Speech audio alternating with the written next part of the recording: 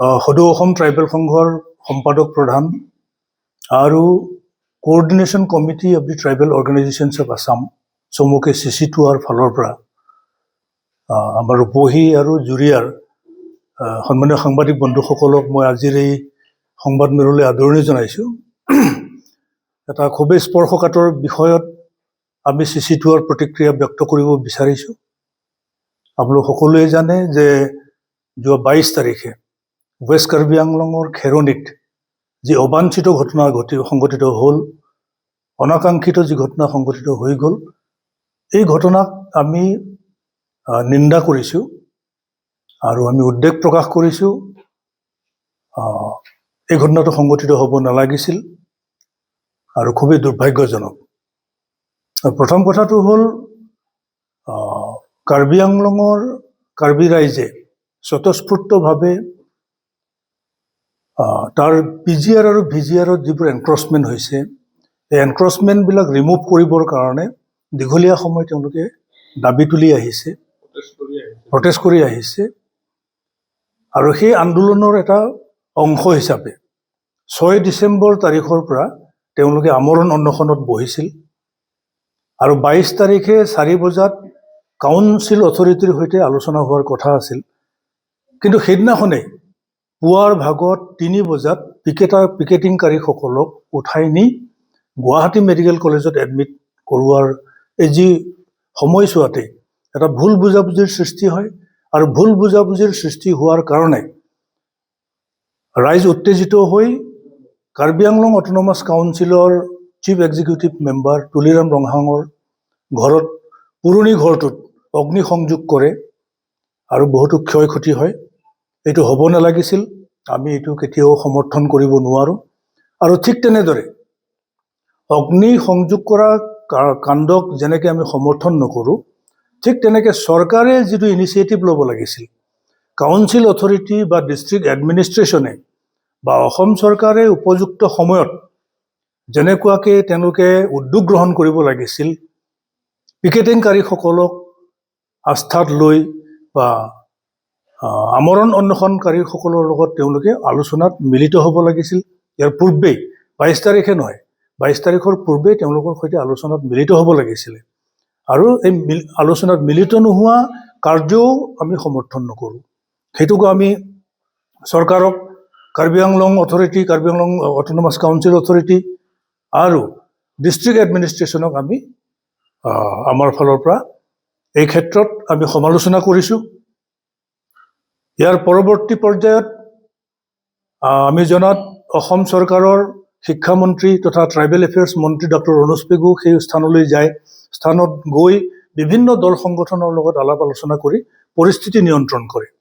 কিন্তু তেওঁ আকৌ সেই স্থানৰ পৰা হোজাইত আহি অলপ সময়ৰ কাৰণে ৰোৱাৰ সময়তে আকৌ দুয়ো পক্ষৰ মাজত যি দ্বন্দ্ব হ'ল, যি ঘৰ জ্বলোৱা জ্বলি, এইটো অত্যন্ত অবাঞ্ছিত আৰু এইটো হ'ব নালাগিছিল। এতিয়া মূল কথাটো হ'ল চৰকাৰে ইমিডিয়েটলি এই সংগঠনবিলাকৰ লগত আলোচনাত মিলিত হ'ব লাগে, আলোচনাত মিলিত হৈ এই বিষয়টো মীমাংসা কৰিব লাগে। তেওঁলোকে দাবী কৰিছে যে PGR VGR বা entire Karbi Anglong autonomous council এৰিয়াত যিখিনি এনক্ৰচমেণ্ট হৈছে, আৰু এইটো ডেফিনেটলি হৈছে, ইণ্টাৰ ষ্টেট মাইগ্ৰেশ্যন হৈছে, ইণ্টাৰ ষ্টেট এনক্ৰচমেণ্ট হৈছে, ইণ্টাৰ ডিষ্ট্ৰিক্ট মানে এনক্ৰচ কৰিছে।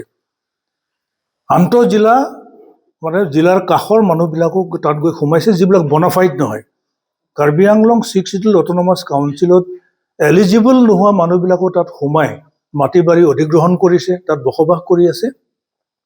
আৰু এই অধিগ্ৰহণকাৰীসকলক বা এনক্ৰচাৰসকলক, বেদখলকাৰীসকলক উচ্ছেদ কৰিবৰ কাৰণে তেওঁলোকে আন্দোলন গঢ়ি তুলিছে। এইটো কেৱল ইয়াতেই নহয়, সমগ্ৰ অসমতেই 6 শিডিউল অট'নমিয়েই হওক বা চেপ্টাৰ 10ৰ অধীনত গঠিত ট্ৰাইবেল বেল্ট ব্লকবিলাকতো এনক্ৰচমেণ্ট হৈছে। এই এনক্ৰচমেণ্ট ৰিমুভ কৰিবৰ কাৰণে গুৱাহাটী উচ্চ ন্যায়ালয়ে ইতিমধ্যে হুকুম জাৰি কৰিছে প্ৰদ্যুৎ বৰা গোচৰত। কিন্তু চৰকাৰে সেইটোত কোনো ধৰণৰ পদক্ষেপ গ্ৰহণ কৰা নাই।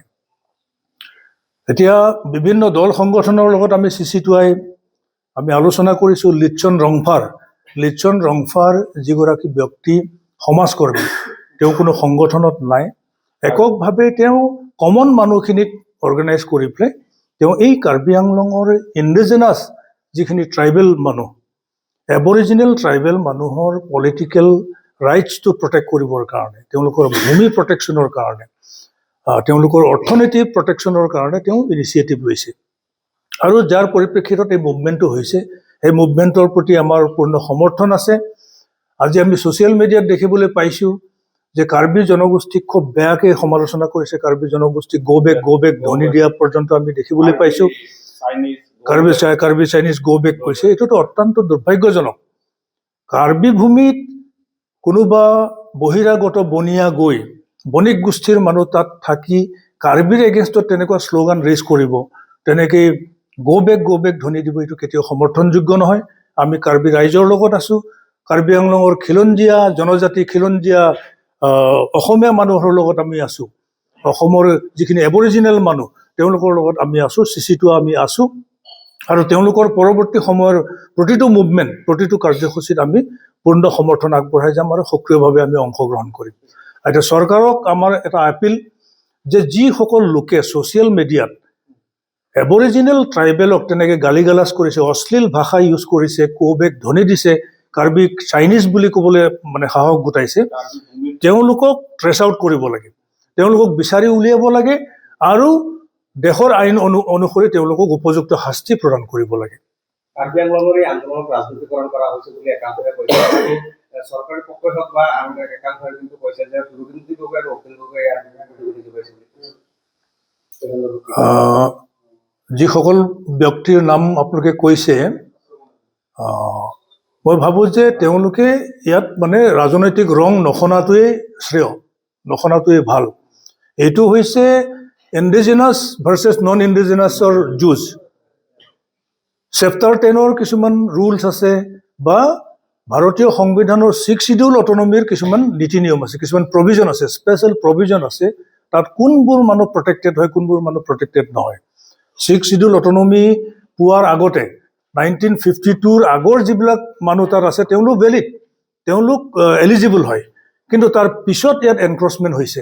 গতিকে তেওঁলোকৰ হৈ কোনেও যাতে ওকালতি নকৰে, কোনো দল সংগঠন বা কোনো পলিটিকেল পাৰ্টীয়ে, সি অখিল গগৈয়ে হওক বা লুৰিণজ্যোতি গগৈয়ে হওক, কোনেও যাতে ৰাজনীতি নকৰে, তাৰ কাৰণে আমি তেখেতসকলক সকীয়াই দিছোঁ। দুজনকৈ লোক গুলীবিদ্ধ হৈছে আৰু এজন অভিযুক্ত মৃত্যু হৈছে আৰু গুলীবিদ্ধ এজন যুৱক মৃত্যু হৈছে আৰু এজন নগাঁও মেডিকেল কলেজত ইতিমধ্যে এডমিট হৈ আছে। গতিকে এওঁলোকৰ প্ৰতি চৰকাৰখনে কি ব্যৱস্থা ল'ব, আপুনি কি দাবী জনাব? আমি চিচিটোৱাৰ ফালৰ পৰা এইটো অত্যন্ত আমি দুখ ব্যক্ত কৰিছোঁ যে এই যি ভিজিআৰ পিজিআৰৰ অবৈধ বেদখলকাৰীসকলক উচ্ছেদ কৰাৰ যি আন্দোলন, এই আন্দোলন ইতিমধ্যে লিনুছ ৰংফাৰ নামৰ এজন ল'ৰা গুলীবিদ্ধ হৈ মৃত্যুমুখত পৰিছে আৰু সুৰজ দে বুলি এজন ল'ৰা চিলিণ্ডাৰ বাৰ্ষ্ট হৈ তেওঁ অগ্নিদগ্ধ হৈ মৃত্যুবৰণ কৰিছে। গতিকে তেওঁলোকক ন্যায় প্ৰদান কৰিব লাগিব আৰু ইমিডিয়েটলি তেওঁলোকক 10 লাখকৈ টকা চৰকাৰে তেওঁলোকৰ নিকট আত্মীয়ক প্ৰদান কৰিবলৈ আমি চিচিটোৱাৰ ফালৰ পৰা আমি দাবী জনাইছোঁ। আৰু পৰৱৰ্তী সময়ত এনেকুৱা ধৰণৰ যাতে অপ্ৰৰোচিত গুলীচালনা নহয়, তাৰ প্ৰতি অসম চৰকাৰক আমি লক্ষ্য ৰাখিবলৈ আমি মুখ্যমন্ত্ৰী ডাঙৰীয়াক আহ্বান জনাইছোঁ।